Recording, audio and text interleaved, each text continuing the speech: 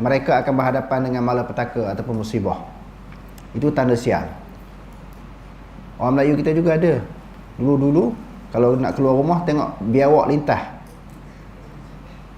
Biawak lintah ni dia ludah 3 kali. Halau sial.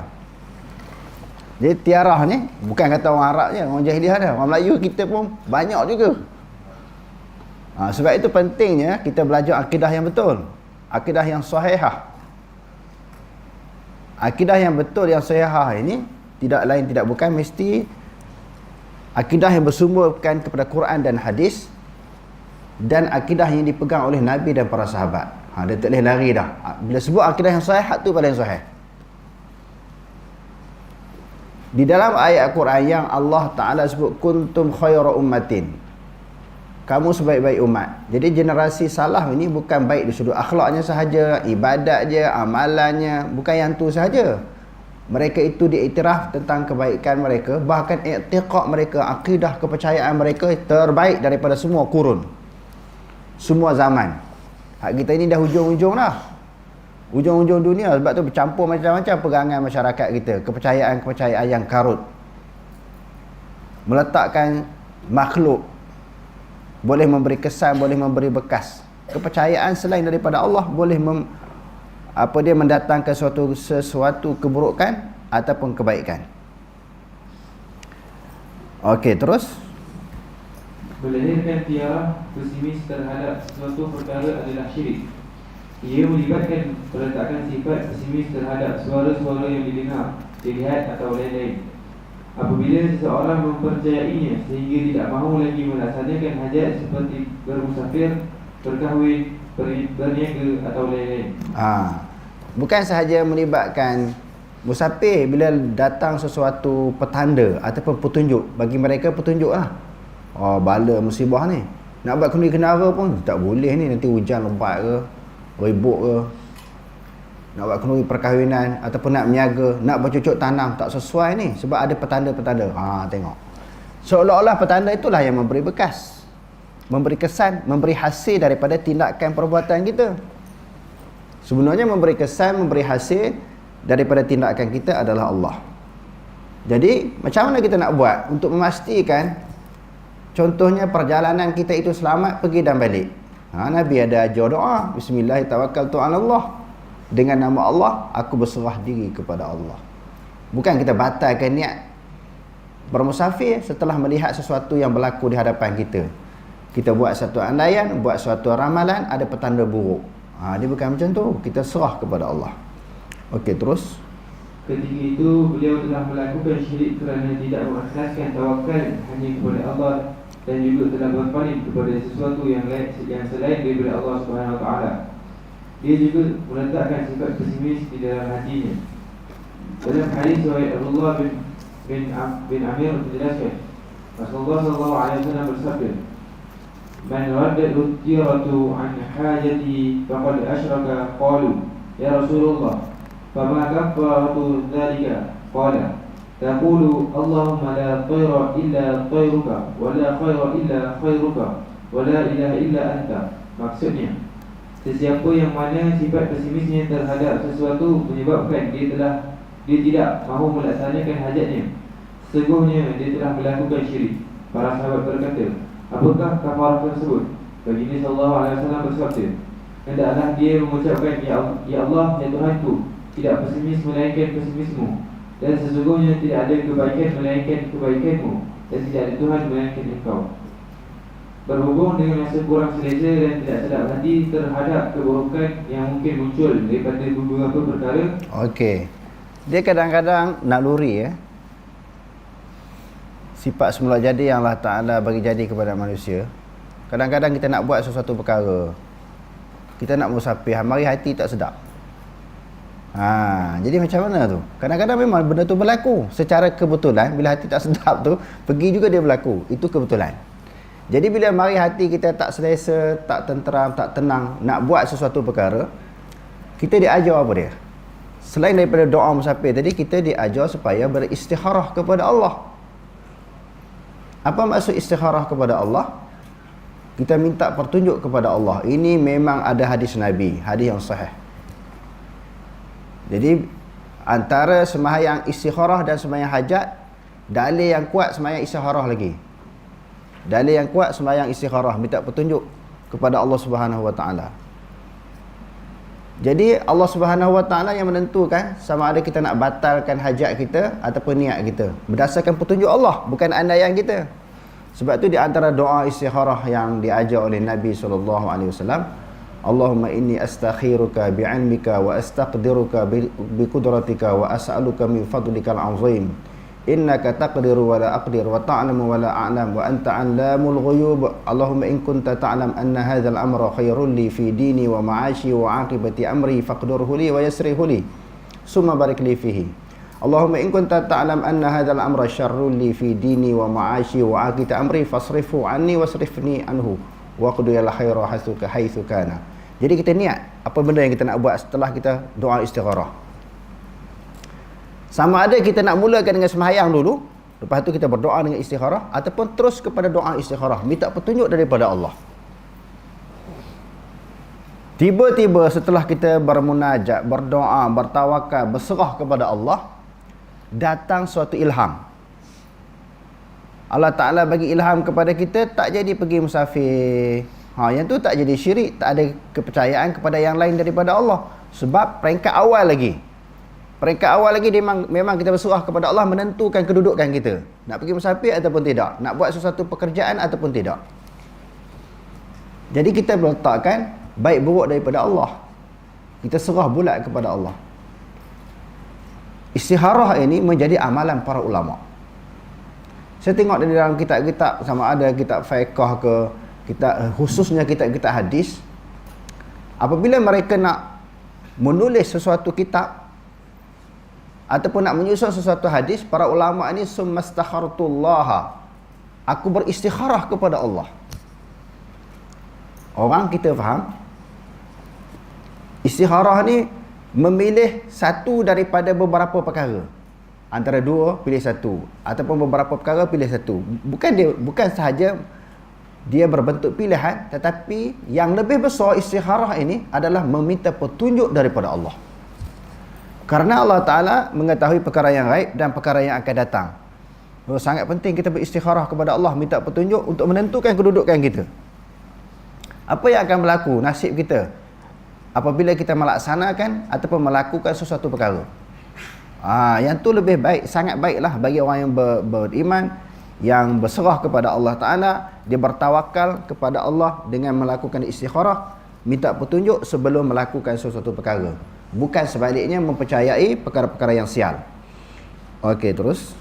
Hal tersebut tidak memberi kesan apa-apa dan tidak memudaratkan jika orang yang merasakan perasaan tersebut meneruskan perjalanannya yang sambil bertawakal kepada Allah Subhanahu Wa Taala. Rasa kurang selesa atau tidak sedap hati itu pula hendaklah tidak membantu niat dan matlamat yang hendak dicapainya. Dalam hadis riwayat daripada Ibnu Mas'ud secara marfu' menjelaskan, Rasulullah SAW bersabda, "Al-diyaratu syirkun wa ma minna illa walakinna Allah yudhibuhu bitawakkuli." Maksudnya, al-diyarah itu syirik. Kepercayaan kepada sial, sesuatu perkara, sesuatu benda boleh mendatangkan sial, itu adalah syirik. Syirik maknanya mengutukan Allah dengan sesuatu yang lain. Okey, terus. Tidak ada seseorang pun dalam kita melainkan akan merasainya, tetapi Allah menghilangkannya dengan tawakal. Jadi perasaan ragu-ragu, was-was, taradud, orang panggil apa? Taradud. Nak buat ke tak buat? Nak pergi musafir ke tak musafir ni? Sebab hati tak sedap Jadi dalam hadis ni kata nak menghilangkan perasaan taradud ataupun ragu-ragu itu, kita serah kepada Allah. Apa-apa yang jadi itu adalah ketentuan. Itu kembali kepada rukun iman tu, qada qadar tu. Bila mari taradud, kita pergi, tiba-tiba berlaku sesuatu musibah. Aku dah rasa dah silap betul keluar. Jangan, tak boleh rasa macam tu. Sebab itu secara kebetulan. Bila datang sesuatu alamat, kita buat tu kebetulan jadi. Macam ramalan lah. Tok Bomo ke buat ramalan, kadang-kadang betul, kadang-kadang tak betul. Nama peramal. Macam orang tikai nombor ekor beli nombor loteri kan, kena tak kena sebab dia ramal.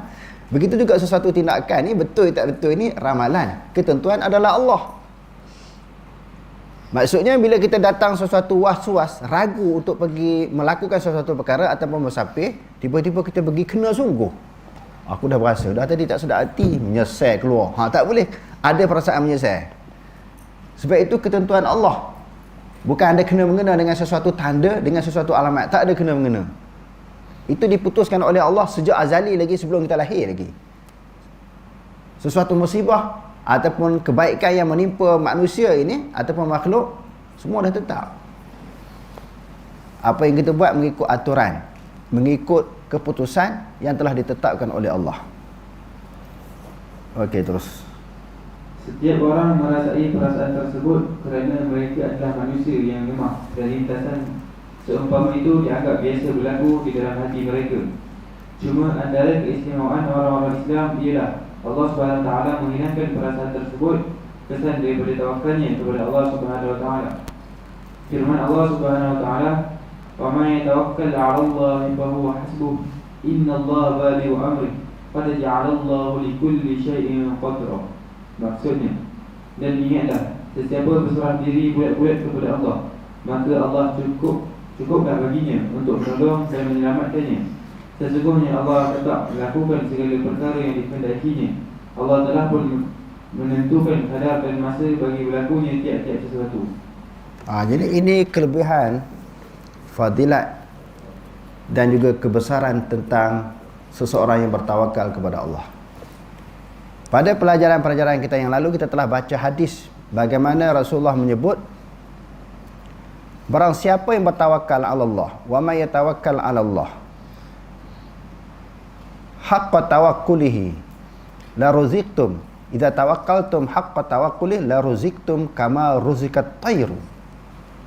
Nabi SAW bersabda, barang siapa yang bertawakal penuh kepada Allah, bertawakal bulat kepada Allah,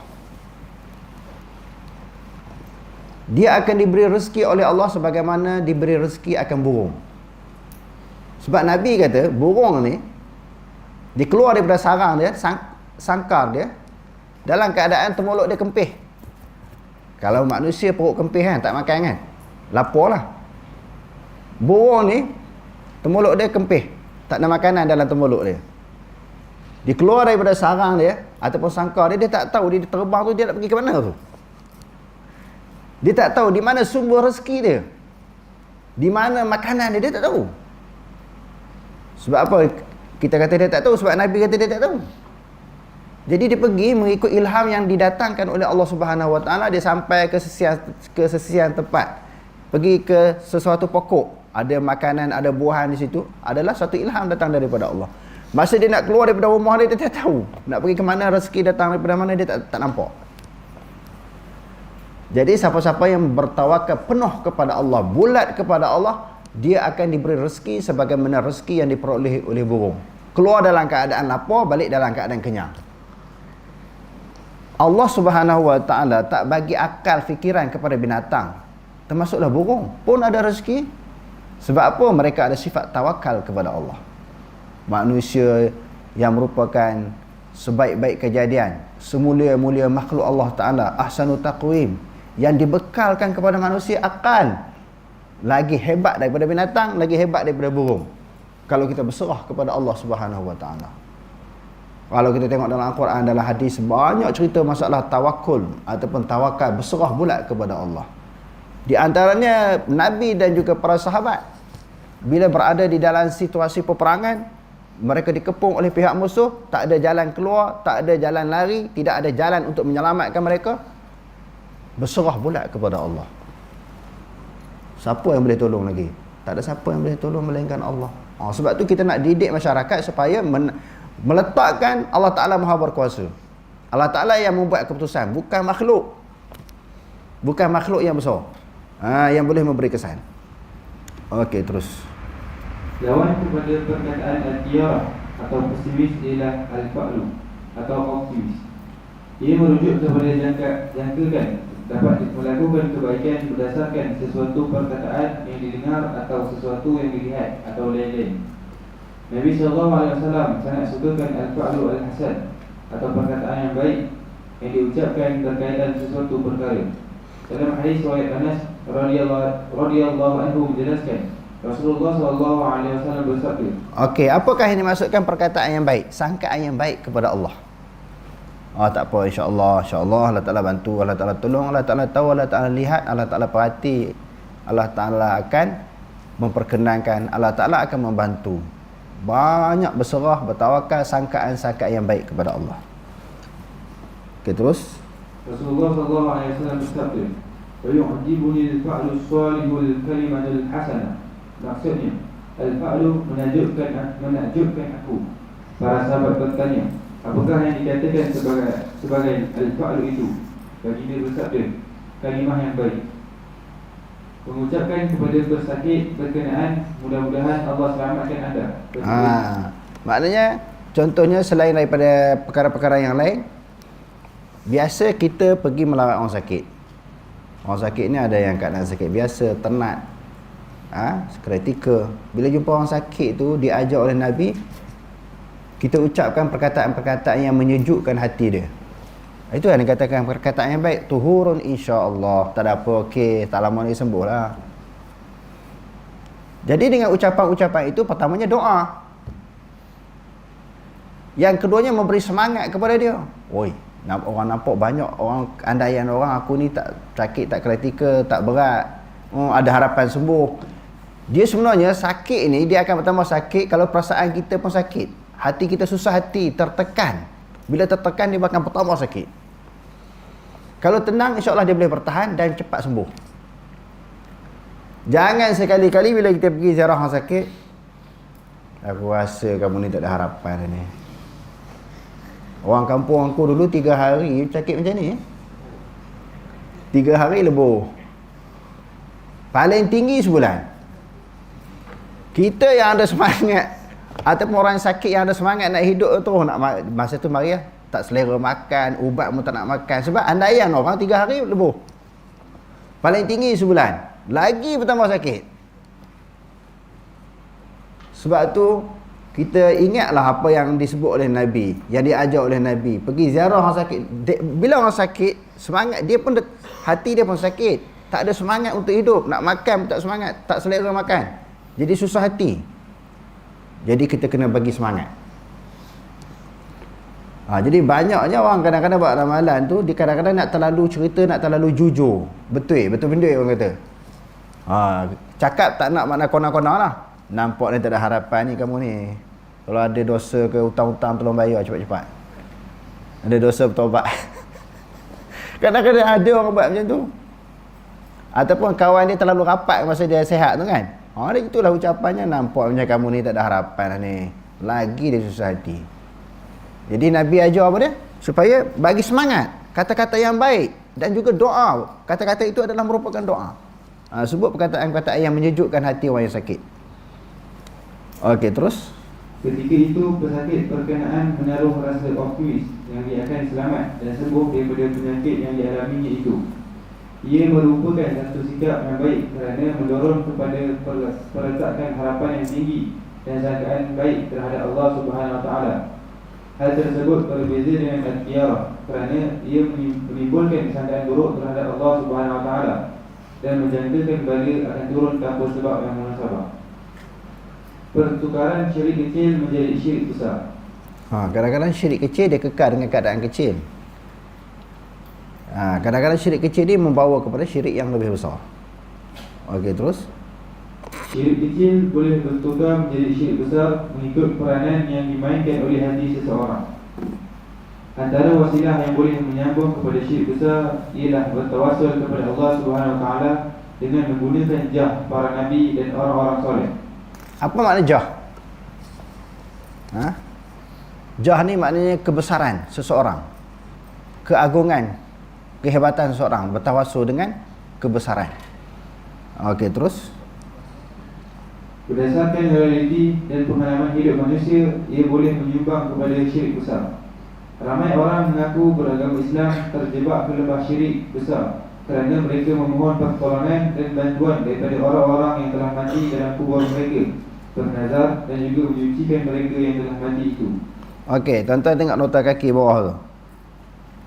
Nombor 23. Buku ini, tulisan penulis ini semua ada rojokkan. Masalah bab tawasul, istighasah, bab syirik kecil menjadi syirik besar, mana rojokkan dia? Di antaranya Yusuf Al-Qaradawi, Haqiqah At-Tauhid. Yang kedua Muhammad An-Nur, penulis dia Manhaj Al-Istidlal. Sebab orang duk tengok kita baca, kita tak sebut nama kitab. Dia kata, ini pengarang kitab ni berandaian dia sendiri, sikit-sikit syirik, bid'ah, boleh jadi murtad, kufur. Sebenarnya semua penjelasan, keterangan, huraian, tafsiran dalam buku ini semua dirojok oleh kitab-kitab yang muktabar, tulisan-tulisan ulama yang terdahulu, sebagai suatu panduan dan juga sandaran. Okey, terus. Jenis syirik. Jenis syirik dapat dibahagikan kepada 4 kategori, iaitu A. Syirik doa. Apa maksud syirik doa? Syirik yang umum, yang biasa difahami oleh orang bila menyembah Tuhan yang lain daripada Allah. Itu di antaranya menganggap makhluk berkuasa seperti Allah, boleh mendatangkan mudarat dan juga memberi manfaat. Sebenarnya perkara-perkara yang boleh menyebabkan syirik ni banyak apanya. Di antaranya disebut adalah doa. Doa, apa dia maksud doa? Doa ni maknanya meminta. Bila meminta, tempat kita meminta adalah Allah Subhanahu Wa Taala. Tempat kita bergantung adalah Allah. Dan kita telah berulang kali menyebut semua perkara-perkara termasuk dalam doa seperti isti'azah, istighatsah, isti'anah, semua termasuk di dalam doa. Dan doa itu sendiri dianggap sebagai ibadah. Bila ibadah, boleh ke kita melakukan, kita mempersembahkannya selain daripada Allah? Jawapannya tidak boleh. Sebab ibadah ini hanya tertentu kepada Allah. Okey, terus. Syirik doa. Syirik ini dapat dilihat dalam firman Allah Subhanahu Wa Taala, فَإِذَا رَكِبُوا فِي الْفُلْكِ دَعَوُا اللَّهَ مُخْلِصِينَ لَهُ الدِّينَ فَلَمَّا نَجَّاهُمْ إِلَى الْبَرِّ إِذَا هُمْ يُشْرِكُونَ. Maksudnya, dalam pada itu, apabila mereka naik bahtera lalu menemui sesuatu bahaya di laut, mereka memohon pertolongan kepada Allah dengan doa yang tulus ikhlas kepadanya. Kemudian setelah Allah menyelamatkan mereka naik ke darat, mereka berlaku syirik kepadanya. Ini berlaku di zaman Nabi SAW. Bahkan berlaku di setiap zaman sebenarnya. Bila manusia berada di dalam keadaan kesulitan, mereka berada dalam Al-Quran, kebanyakan ayat digambarkan kesulitan itu bila? Keadaan kesulitan, keresahan, tak tenang hati itu bila? Berada di dalam bahtera, dalam sampan, dalam kapal, berada di tengah-tengah lautan. Ketika mereka berlayar, hati mereka tenang. Tetapi bila sampai di tengah-tengah lautan, datang pula ombak yang kuat daripada segenap penjuru. Masa tu jalan keluar tak ada, jalan nak lari tak ada, jalan nak selamat tak ada. Bagaimana tindakan manusia, perasaan manusia, hati manusia ketika itu bila dah tak ada tempat pergantungan, tak ada jalan keluar, tak ada jalan selamat. Pendek kata, bila masa boleh berlaku musibah, boleh menimpa kemalangan yang besar, boleh mati, maut dan sebagainya. Pada masa itu bagaimana keadaan manusia nak buat macam mana? Dia serah bulat kepada Allah, berdoa kepada Allah, sebab tak ada jalan lain. Hanya jalan satu-satu jalan untuk menyelamatkan mereka adalah doa, pergantungan yang penuh kepada Allah. Dalam keadaan hati pun sempit, takut. Tetapi malangnya, bila sampai ke daratan dah selamat, mereka syirik pula kepada Allah Ta'ala. Orang kafir di zaman jahiliah, orang kafir di zaman Nabi, mula-mula surah kepada Allah. Allah Ta'ala surah bulat kepada Allah. Sebab mereka yakin Allah Ta'ala itu bersifat dengan Rabb. Wala in sa'altahu man khalaqas samawati wal ard la yaqulunna Allah. Jika sekiranya kamu tanya mereka yang menyembah berhala itu, wahai Muhammad, siapakah yang menjadi langit dan bumi? Mereka kata Allah. Yang mendatangkan hujan Allah, yang memberi rezeki adalah Allah, menghidupkan, mematikan Allah, menyelamatkan mereka adalah Allah. Di tauhid, di sudut rububiyah itu ada kepada mereka. Tapi bila dah selamat, mereka dah lupa apa yang mereka pegang, apa yang mereka doa, apa yang mereka serah diri kepadanya. Bila sampai ke daratan dah selamat, mereka pula mengulangi perkara yang sama dengan melakukan perbuatan syirik. Okey, terus. Firman Allah Subhanahu wa taala, "Huwallazi yusayyirukum fil barri wal bahri hatta idza kuntum fil fulki wa jarayna bihim bi rihin thayyibah wa farihu biha ja'atha rihun 'asif wa ja'ahum al-mawj min kulli makan wa dhannu annahum uhita bihim da'u Allah mukhlishina lahu ad-din la in anjaytana min hadhihi lanakunanna minasy syakirin." Maksudnya, Dialah yang menjalankan kamu di darat dan di laut dengan diberi kemudahan menggunakan berbagai jenis kenderaan, sehingga apabila kamu berada di dalam bahtera dan bahtera itu pula bergerak laju membawa penumpang-penumpangnya dengan tiupan angin yang baik, dan mereka pun bersukacita dengannya, tiba-tiba datanglah kepadanya angin ribut yang kencang, dan mereka pula didatangi ombak menimpa dari segala penjuru, serta mereka percaya bahawa mereka diliputi oleh bahaya. Pada saat itu mereka semua berdoa kepada Allah dengan mengikhlaskan kepercayaannya mereka kepadanya, semata-mata sambil merayu dengan berkata, "Demi sesungguhnya jika Engkau ya Allah selamatkan kami dari bahaya ini, kami tetap menjadi orang-orang yang bersyukur." Kita tengok. Inilah kedudukan keadaan manusia bila tersepit. Dialah Allah yang memperjalankan kamu di daratan dan juga lautan. Sebahagian daripada laluan manusia, jalan manusia adalah jalan darat dengan melalui, kalau dulu kuda, unta, keldai. Saya kita lah kereta ke, kereta api laju, motor basikal dan sebagainya kan, basikal dan sebagainya. Jalan daratan. Sebahagian daripada perjalanan yang menjadi alat manusia ini pergi musafir adalah lautan. Sehingga apabila kamu berada di dalam bahtera, wajarayna bihim birihim tayyibah, dan memperjalankan dengan mereka, bahtera itu diperjalankan dengan birihim tayyibah, dengan angin kencang. Kan bila dulu orang pergi ke Mekah naik apa? Naik kapal layar kan? Bila layar tu ditolak oleh angin, pergilah ke arah timur, ke barat, ke utara, selatan kan. Jadi orang yang duduk dalam bahtera tu rasa sonok. Selamat, pergi selamat sampai. Tanpa tiupan angin, tolakkan daripada angin, bahtera tak boleh berjalan. Bila angin kencang datang, tolak bahtera mereka, seronok. Mereka akan sampailah ke sesuatu destinasi yang mereka nak tuju. Jadi seronok duduk atas kapal.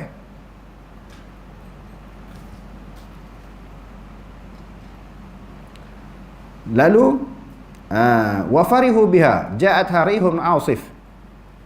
Lepas tu datangnya ribut angin yang kencang. Tak lama pada tu datangnya ribut pula, ribut taupan. Waja'ahumul mauju, datang pula ombak yang kuat, min kulli makanin, pada setiap penjuru. Masa tu jadi gelabah. Tadi dia duduk steady atas kapal, sonok je kan, tenang je. Tiba-tiba datangnya ribut taupan. Lepas tu pula datangnya ombak yang kuat daripada segenap penjuru. Wa zannu annahum uhita bihim. Mereka menyangka mereka telah terkepung dengan kepungan air ombak tadi. Pada masa tu rasa selamat tak? Rasa tak selamat. Datangnya ombak daripada segenap penjuru, mereka terkepung. Allah Ta'ala menggambarkan perasaan orang kafir ketika berada di dalam keadaan kesulitan, masa susah hati. Da'awallaha mukhlishina lahuddin.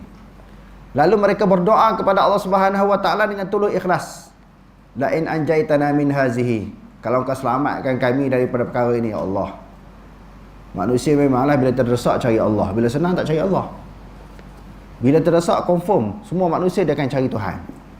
Tempat dia bergantung, tempat dia berngadu. Lanakunanna minasyakirin, nescaya kami termasuk daripada kalangan orang bersyukur kalau kami selamat, kami tak ditimpa musibah malapetaka, kami tak tenggelam dalam lautan. Kami bersyukur kepada-Mu wahai Allah. Kami termasuk daripada kalangan orang yang bersyukur. Falamma anjahum idahum yabghuna fil ard bighairil haqq. Maka tak kala Allah Subhanahu wa taala menyelamatkan mereka sampai di daratan dengan selamat, masa tu mereka lawan Allah Taala balik. Mereka melakukan perbuatan syirik, menyembah tuhan-tuhan yang lain daripada Allah. Dia tak ingatlah ketika dia sulit tu dia Allah Taala yang tolong. Okey, terus.